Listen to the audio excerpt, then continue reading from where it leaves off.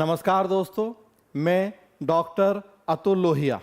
अक्सर मैं आपसे लोक प्रशासन वैकल्पिक विषय और जीएस तथा निबंध के आपसी संबंधों के ऊपर अलग अलग वीडियोस में चर्चा करता रहा हूं। मैंने हमेशा ये कहा है कि जब आप सिविल सेवा परीक्षा की तैयारी कर रहे हैं और आपने यदि लोक प्रशासन को अपना वैकल्पिक विषय बनाया है तो किसी भी अन्य विषय की तुलना में जीएस में आपको सबसे ज़्यादा मदद मिलती है।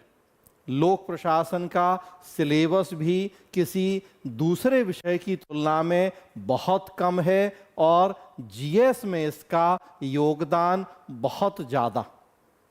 पिछले वीडियो में मैंने यूपीएससी मेंस 2024 के जीएस के चारों पेपर की एनालिसिस करके आपको बताया था कि कैसे उनमें लगभग 450 नंबर के प्रश्न ऐसे पूछे गए हैं जो लोक प्रशासन वैकल्पिक विषय से जुड़े हैं।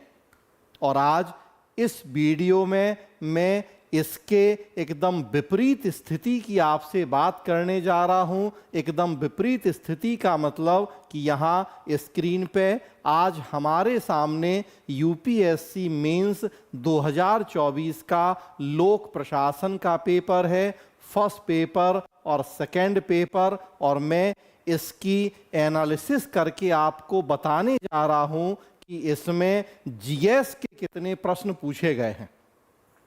मतलब कि लोक प्रशासन और जीएस का कितना घनिष्ठ संबंध है, और ये संबंध एक तरफा नहीं है बल्कि दो तरफा है। जहां एक तरफ जीएस में लोक प्रशासन का बड़ा खंड शामिल होता है, वहीं दूसरी तरफ लोक प्रशासन में जीएस के विभिन्न खंडों का बहुत खूबसूरती से मिश्रण हुआ है। और लोक प्रशासन ऑप्शनल में बहुत सारे प्रश्न ऐसे हैं जो कि जीएस से जुड़े हुए हैं। सेकेंड पेपर तो ऑलमोस्ट पूरा ऐसा होता है जो जीएस से जुड़ा है, और फर्स्ट पेपर जो कि पवेट की थ्योरी वाला है उसमें भी कई सारे प्रश्न ऐसे होते हैं जो जीएस से जुड़े होते हैं। हालांकि यहाँ ये भी हमें ध्यान रखना जरूरी होता है कि कई बार कई प्रश्नों में जो अप्रोच होती है आंसर लिखते समय वो थोड़ा अलग हो जाती है जीएस और ऑप्शनल में।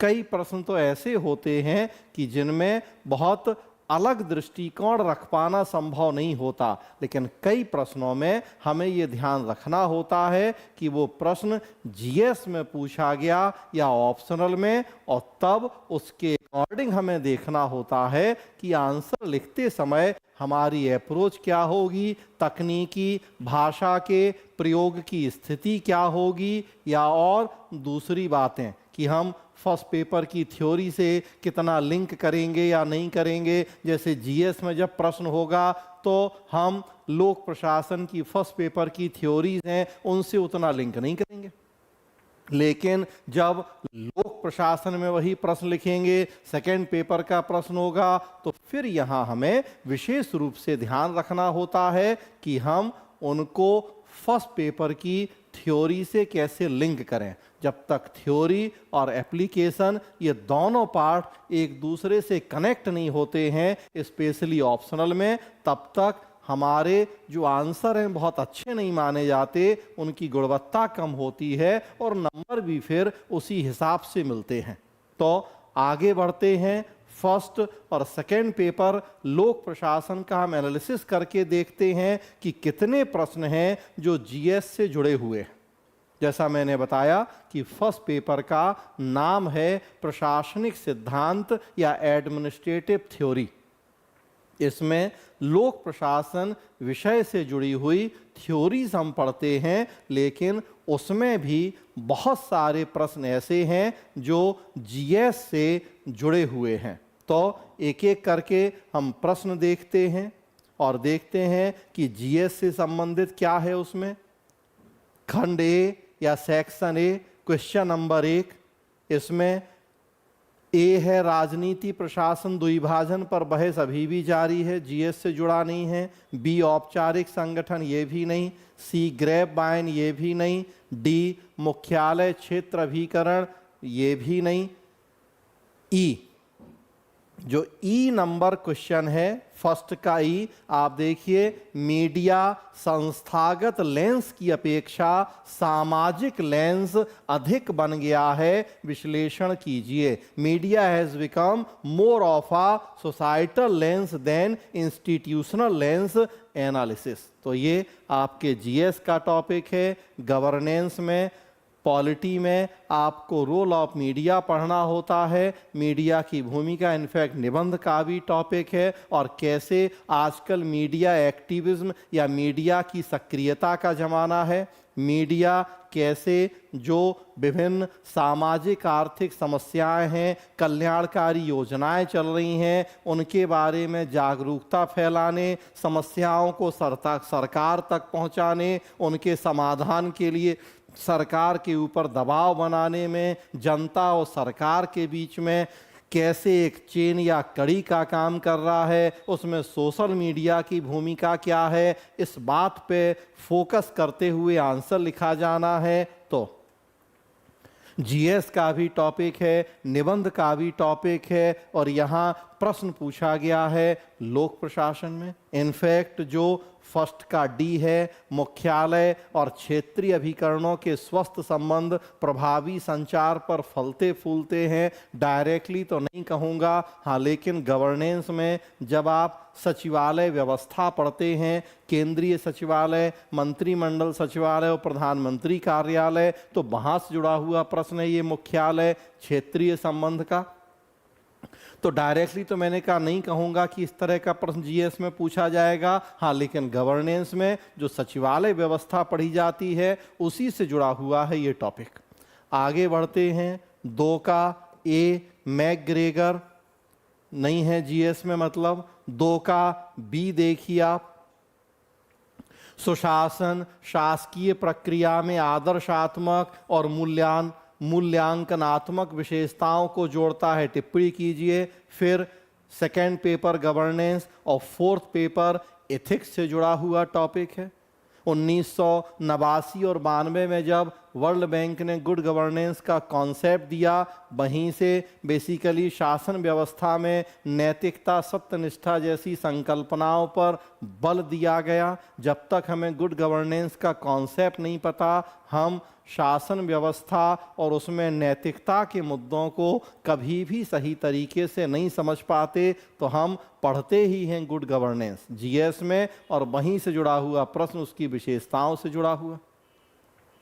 अगला देखें, 2 का सी है, नियामक प्राधिकरण, रेगुलेटरी अथॉरिटी, सेवा प्रदान करने वाली गतिविधियों को नियंत्रित करने के लिए स्वतंत्र प्रभावी हैं किंतु बाहरी कारकों के अधीन। देखिए आप फिर जीएस का, जीएस गवर्नेंस में आपको पढ़ना है विभिन्न नियामक निकाय। थर्ड पेपर जीएस इकोनॉमी में भी आप पढ़ते हैं नियामक प्राधिकरण, उसमें सेबी, इरडा जैसी संस्थाओं की भूमिका। अभी पिछले दिनों हमारे देश में सेबी की जो मुखिया हैं माधवी, वो उनको लेके कुछ विवाद हुए अपने पद के दुरुपयोग के, यूपीएससी प्रश्न पूछ रहा है यहाँ। तो जीएस का भी टॉपिक है, पबेड में भी हम पढ़ते हैं regulatory authorities.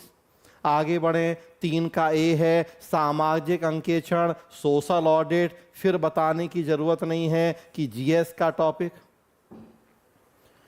GS polity governance भी और एथिक्स में भी जब हम प्रशासन में जन सहभागिता की बात करते हैं, भ्रष्टाचार को रोकने, सत्यनिष्ठा, नैतिकता को बढ़ाने की बात करते हैं, तो उन्हीं का एक प्रयास होता है सोशल ऑडिट या सामाजिक लेखा परीक्षा, जिसमें आम जनता के द्वारा सरकारी कार्यक्रमों के जो आय व्यय के रिकॉर्ड हैं उनकी जांच की जाती है। पिछले दिनों राजस्थान के सीकर में सोशल ऑडिट के द्वारा मनरेगा के तहत करीब 14 करोड़ रुपए के घोटाले पकड़े गए हैं। तो जीएस का भी टॉपिक, निबंध का भी टॉपिक, और यहाँ लोक प्रशासन में भी हम पढ़ते हैं। तो आप जोड़ते चलिए कि अब तक कितने प्रश्न हो गए हैं। 10 नंबर मीडिया, 15 नंबर सुशासन, 25 नंबर, 15 नंबर नियामक प्राधिकरण 40 नंबर, सामाजिक अंकेक्षण 20 नंबर, तो 60 नंबर। अगला देखें, कल्याणकारी राज्य में प्रशासनिक विधि के विकास ने प्रशासनिक न्यायाधिकरणों को एक आवश्यकता बना दिया है। अगेन देखिए आप, गवर्नेंस में हमें पढ़ना है विभिन्न सांविधिक, नियामक और अर्ध न्यायिक निकाय जो प्रशासनिक न्यायाधिकरण हैं, एडमिनिस्ट्रेटिव ट्रिब्यूनल्स, अर्ध न्यायिक निकाय हैं ये। तो जीएस का टॉपिक और यहाँ भी पूछा गया, तो 80 नंबर हो गए। और आगे बढ़े आप, 3 का सी, प्रशासन पर विधायी नियंत्रण की अप्रभाविता विभिन्न कारकों से उत्पन्न हो सकती है, इसलिए प्रभाविता सुनिश्चित करने के लिए व्यापक दृष्टिकोण, समय की मांग। प्रशासन पर विधायी नियंत्रण, अगेन आप देखें पॉलिटी, कॉन्स्टिट्यूशन और गवर्नेंस में हमें पढ़ना है प्रशासन के ऊपर उत्तरदायित्व नियंत्रण की संकल्पना, जिसमें विधायिका, कार्यपालिका, न्यायपालिका कैसे प्रशासन को नियंत्रित करते हैं हम पढ़ते हैं, उनकी सीमाएं क्या हैं, दूर करने के उपाय क्या हैं। तो 15 नंबर। और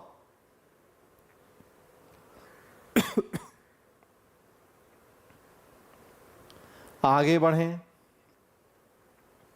4 का ए, प्रेरणा के ईआरजी सिद्धांत जीएस में मतलब नहीं है, वैज्ञानिक प्रबंध जीएस में मतलब नहीं है, नया सार्वजनिक शासन जीएस में मतलब है, मतलब डायरेक्टली नहीं लेकिन इनडायरेक्टली, क्योंकि नया सार्वजनिक शासन एक उभरता हुआ प्रतिमान नवीन सार्वजनिक प्रबंधन के बाजार आधारित दृष्टिकोण के विपरीत है। तो बेसिकली जीएस इकोनॉमी का पार्ट है कि उदारीकरण, निजीकरण की नीतियों के बाद कैसे हमने सरकार की भूमिका को कम किया, बाजार की भूमिका बढ़ाई गई, लेकिन बाजार की जो बहुत सारी कमियां होती हैं उनकी वजह से वापस हमें दोबारा सरकार की भूमिका बढ़ानी पड़ी है। नेटवर्क गवर्नेंस का जमाना है जिसमें अब कहा जा रहा है कि जब तक शक्तिशाली राज्य और दक्ष बाजार दोनों एक साथ नहीं होंगे तब तक हम जन कल्याण के आदर्शों की प्राप्ति को सुनिश्चित नहीं कर पाएंगे। तो डायरेक्टली तो नहीं पूछा जाएगा ये प्रश्न जीएस में,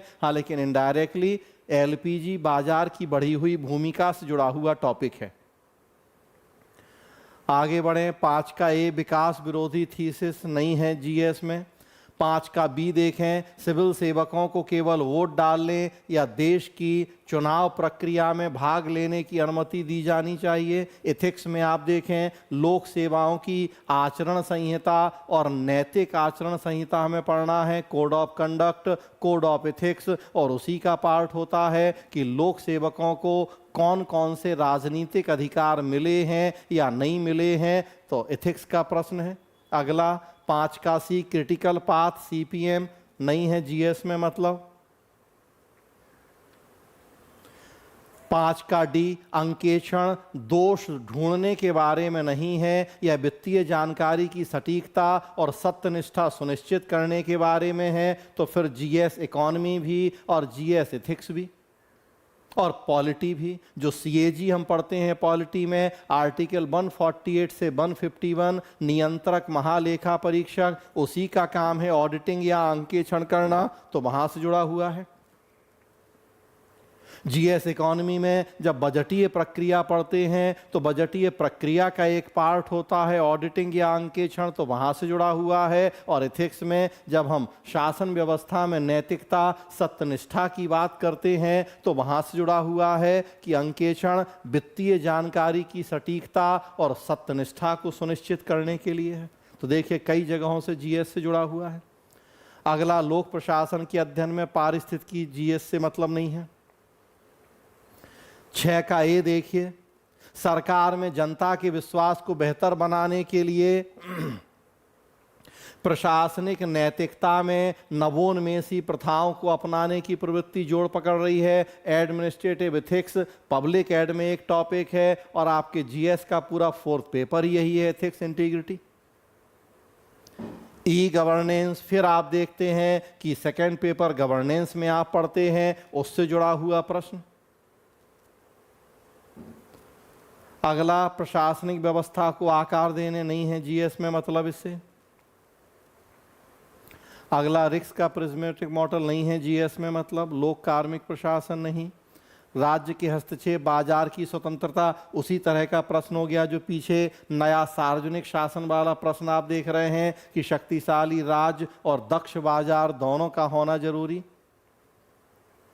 विकासशील देशों में नौकरशाही, देखिए आप, फिर जीएस में हमें गवर्नेंस में भी और फोर्थ पेपर में एथिक्स में भी पढ़ना है लोक सेवाओं की भूमिका। तो लोक सेवाओं की भूमिका में नौकरशाही की भूमिका, नौकरशाही और लोक सेवाओं के अंतर, नौकरशाही की कमियां, उनकी कमियां दूर करने के उपाय, सुझाव हम सब पढ़ते हैं। और वहीं से जुड़ा हुआ प्रश्न है कि विकासशील देशों में नौकरशाही को कई चुनौतियों का सामना करना पड़ता है।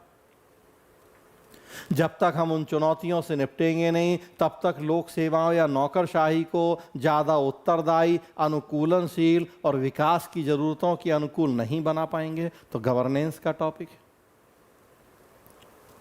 आगे देखें, आधुनिक अर्थशास्त्री सोचते हैं कि सार्वजनिक ऋण रोजगार बढ़ाने का एक आवश्यक साधन और आर्थिक नीति का तत्व है। देखिए, जीएस इकोनॉमी, पब्लिक डेट या सार्वजनिक ऋण। यहाँ लोक प्रशासन में भी हम पढ़ते हैं सरकार की राजकोषीय नीति, मौद्रिक नीति, सार्वजनिक ऋण, डेफिसिट फिनांसिंग, और जीएस इकोनॉमी का टॉपिक तो है ही।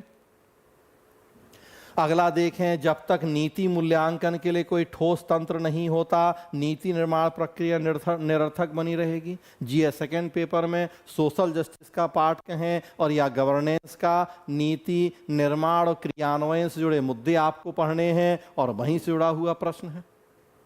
तो अब देखिए, इस तरह से फर्स्ट पेपर जो प्योर थ्योरी वाला है उसमें भी कितने सारे प्रश्न जीएस के, अगर हम टोटल नंबर काउंट करें तो 15 नंबर, 15 यहाँ 30, 20 यहाँ 50, इसको छोड़ देते हैं 50, ई गवर्नेंस 15 65, प्रशासनिक नैतिकता 20 85, अंकेक्षण 10 95, सिविल सेवकों को वोट डालना 10 105, प्रशासन पर विधायी नियंत्रण 15 120, प्रशासनिक न्यायाधिकरण 15 135, सामाजिक अंकेक्षण 20 155, नियामक प्राधिकरण 15 170, सुशासन 15 185 185, मीडिया 10 195।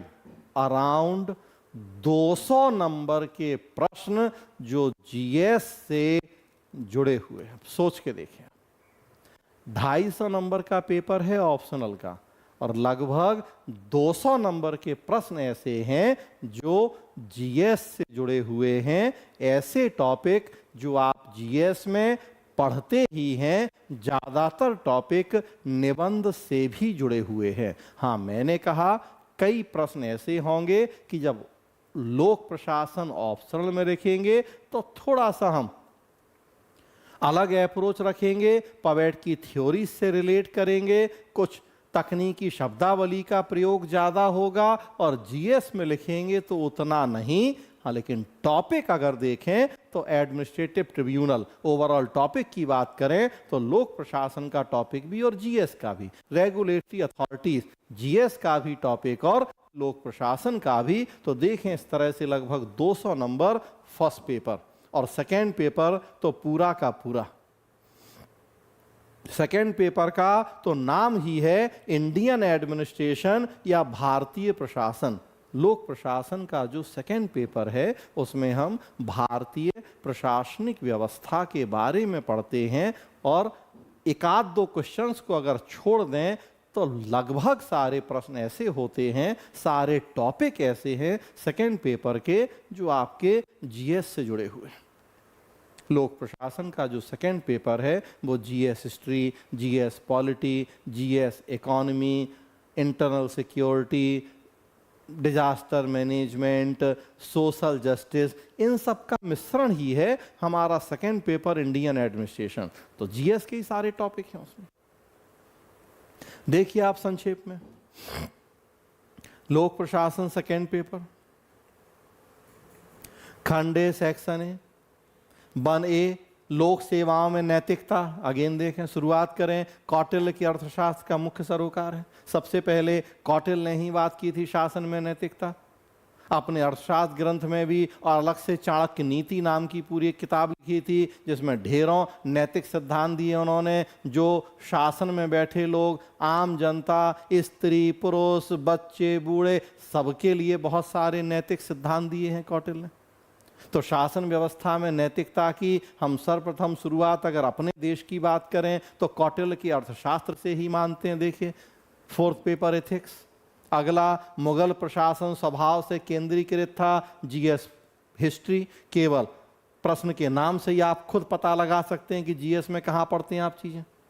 सार्वजनिक उपक्रमों को स्वायत्ता एक मिथक है। GS economy. लोक उपक्रम, नवरत्न महारत्न जैसी संकल्पनाएं, वही से जुड़ा प्रश्न है कि हम महारत्न नवरत्न की कैटेगरी बनाते हैं, लोक उपक्रमों को ज़्यादा से ज़्यादा स्वायत्ता देने की बात करते हैं, लेकिन क्या वास्तव में वो स्वायत्ता हमने व्यवहार में भी दी है, और या केवल किताबों में बस वो स्वायत्ता दे के हम छोड़ देते हैं। यह लोगों का प्रधानमंत्री कार्यालय होना चाहिए, प्रधानमंत्री का पीएमओ नहीं हो सकता। गवर्नेंस में हमें पढ़ना है सचिवालय व्यवस्था, उसमें केंद्र का प्रधानमंत्री कार्यालय। बनकाई वस्तु एवं सेवा कर, जीएसटी का कार्यान्वयन से वित्तीय एवं राजनीतिक दोनों रूप में केंद्र राज्य संबंधों में बदलाव आया है। तो जीएसटी और centre state relation. NITI Aayog के राष्ट्रीय डेटा विश्लेषण प्लेटफॉर्म। अगेन देखें, केवल अब तो टॉपिक के नाम से ही आप खुद पता लगा सकते हैं कि जीएस का अगर सिलेबस भी आपको रफली पता है तो कैसे सारी चीजें जीएस से जुड़ी हुई हैं। 2 का ए प्रशासन पर राजनीतिक स्थायी कार्यपालिका के मध्य बदलते संबंध, ये नहीं है जीएस में। विकेंद्रीकृत नियोजन से आर्थिक विकास और सामाजिक न्याय में वृद्धि, फिर जीएस इकोनॉमी भी, पॉलिटी भी। 74वां संविधान संशोधन। अगला, राज्य एवं स्थानीय सरकारों के मध्य वित्त के वितरण में राज्य वित्त आयोग। फिर देखें जीएस पॉलिटी। 73वां 74वां संविधान संशोधन। केंद्र राज्य संबंधों में व्यापक बदलाव आ रहा है, कॉन्स्टिट्यूशन। हाल ही में राज्यपाल और राज्य सरकारों के मध्य संबंधों में तनाव, कॉन्स्टिट्यूशन। भारत में सार्वजनिक उपक्रम, अगेन जीएस इकोनॉमी। उच्च न्यायपालिका की नियुक्तियों में कॉलेजियम प्रणाली, कॉन्स्टिट्यूशन। नौकरशाही अधिनायकवाद की अवधारणा, गैर लोकतांत्रिक सत्ता के विरुद्ध, गवर्नेंस। 5 का ये लोक सेवा आयोगों को प्रदत्त संवैधानिक दर्जा, कॉन्स्टिट्यूशन। सिविल सेवा की निष्पक्षता, सिविल सेवा के मूल्य, एथिक्स, गवर्नेंस। उपभोक्ताओं के हितों को सुरक्षित करने में भारतीय दूरसंचार नियामक प्राधिकरण ट्राई की भूमिका, गवर्नेंस, नियामक निकाय। सार्वजनिक व्यय पर संसदीय नियंत्रण, गवर्नेंस भी, कॉन्स्टिट्यूशन भी। उदारीकरण, निजीकरण, भूमंडलीकरण ने भारतीय अर्थव्यवस्था में निजी क्षेत्र की सहभागिता बढ़ाई, जीएस इकोनॉमी। भारत जैसे देश में प्रशासनिक सुधारों की सफलता राजनीतिक इच्छा शक्ति पर निर्भर करती है, governance. First ARC, second ARC, सरकारी आयोग, पुंछी आयोग, बहुत सारे आयोग बने सुधार के लिए, उन्होंने सिफारिशें दी, सुझाव दिए, लेकिन ज़्यादातर किताबों में बंद पड़े हैं, हम लागू नहीं कर पा रहे। क्यों? क्योंकि पॉलिटिकल विल पावर नहीं है हमारे देश में। महिला आरक्षण के लिए कानून बनाने में 50 साल लग गए, अभी भी कानून बना लागू 2029 से होगा। लोकपाल कानून बनाने में 50 साल लग गए, महिला आरक्षण में 30 साल, लोकपाल में 50 साल, कानून बना, 5 साल बाद लोकपाल की नियुक्ति हुई, और 5 साल बाद जब हम उसकी समीक्षा करने बैठ रहे हैं लोकपाल की, तो देख रहे हैं कि ढाक के वही 3 पात वाली स्थिति। स्थानीय शासन के रूपांतरण की यात्रा लंबी, ग्राम स्वराज की भावना, कॉन्स्टिट्यूशन। क्षमता निर्माण आयोग, गवर्नेंस। मिशन कर्मयोगी और उसमें क्षमता निर्माण आयोग। पुलिस जांच पड़ताल एवं अभियोजन का पृथक्करण, इंटरनल सिक्योरिटी। वित्तीय संसाधनों का अभाव तथा स्थानीय वित्त पोषण के प्रबंधन की स्वतंत्रता में कमी, नगरीय क्षेत्रों की आर्थिक सामाजिक विकास में बाधा, कॉन्स्टिट्यूशन, आतंकवाद से निपटने में एनआईए की भूमिका, इंटरनल सिक्योरिटी, भारत में पुलिस जनता संबंध खराब हैं, कम्युनिटी पुलिसिंग, इंटरनल सिक्योरिटी, नियंत्रक महालेखा परीक्षक का कार्यालय, कॉन्स्टिट्यूशन,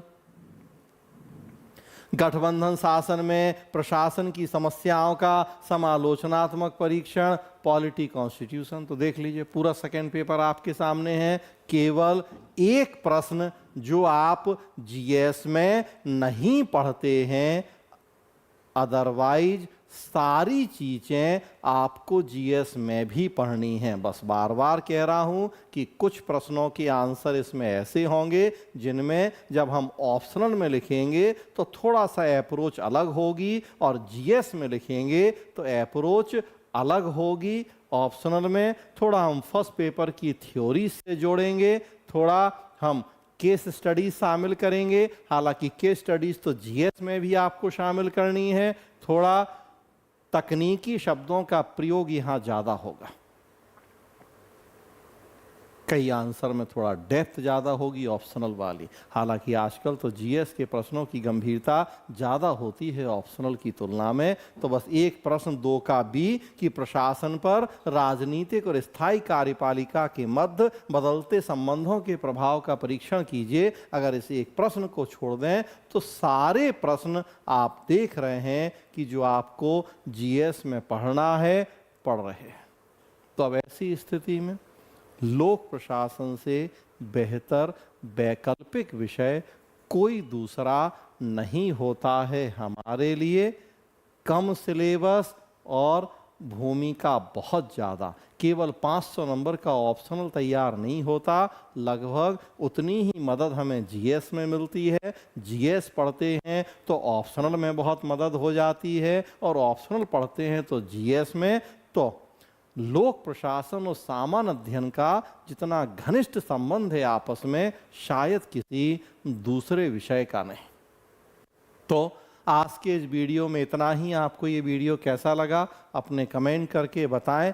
अगले वीडियो में किसी और मुद्दे पर चर्चा करेंगे। तब तक के लिए अपना ख्याल रखें। धन्यवाद।